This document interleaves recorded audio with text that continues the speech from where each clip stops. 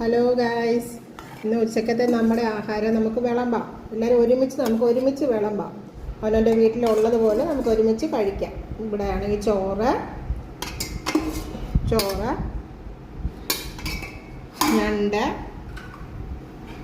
ഞണ്ടിൻ്റെ ഇച്ചിരി മസാലയാണ്. ഇന്നലെ വൈകിട്ടെടുത്താണ്, മസാലയൊക്കെ തീർന്നു. ഉള്ളത് കൊണ്ട് നമുക്ക് ഓണം പോലെ അല്ലേ, എല്ലാവരുടെയും വീട്ടിൽ അങ്ങനല്ലേ. തീയൽ ഇതെല്ലാം ഇന്നലത്തെയാണ്. ഇന്ന് വെച്ചാൽ ഞാൻ ഇന്നധികം ചെയ്തില്ല, എനിക്ക് വീട്ടിൽ ക്ലീനിങ്ങും കാര്യങ്ങളുമായിരുന്നു.